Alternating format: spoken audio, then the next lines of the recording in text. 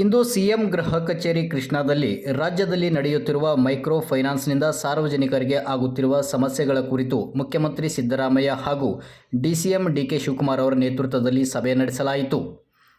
ಸಭೆಯಲ್ಲಿ ಸಚಿವರಾದ H K Patil, ಗೃಹ ಸಚಿವ ಡಾಕ್ಟರ್ ಜಿ ಪರಮೇಶ್ವರ್, ಕೃಷ್ಣ ಬೈರೇಗೌಡ, ನಾನಾ ಇಲಾಖೆಯ ಹಿರಿಯ ಅಧಿಕಾರಿಗಳು ಭಾಗಿಯಾಗಿದ್ದರು. ಇನ್ನು ಸಭೆಯಲ್ಲಿ ಮೈಕ್ರೋ ಫೈನಾನ್ಸ್ಗಳ ಕಠಿಣ ಕ್ರಮ ತೆಗೆದುಕೊಳ್ಳುವಂತೆ ಅಧಿಕಾರಿಗಳಿಗೆ ಮುಖ್ಯಮಂತ್ರಿ ಸಿದ್ದರಾಮಯ್ಯ ಖಡಕ್ ಸೂಚನೆ ನೀಡಿದ್ದಾರೆ. ಎಲ್ಲ ಇಲಾಖೆಯ ಅಧಿಕಾರಿಗಳಿಗೆ ಸಿಎಂ ಸಿದ್ದರಾಮಯ್ಯ ಖಡಕ್ ಸೂಚನೆ ನೀಡಿದ್ದು, ಅಧಿಕಾರಿಗಳಿಗೆ ಇನ್ನು ಮುಂದೆ ಮೈಕ್ರೋ ಫೈನಾನ್ಸ್ನಿಂದ ಜನರಿಗೆ ಸಮಸ್ಯೆ ಆಗದ ರೀತಿಯಲ್ಲಿ ನೋಡಿಕೊಳ್ಳುವಂತೆ ಸೂಚನೆ ನೀಡಿದ್ದಾರೆ.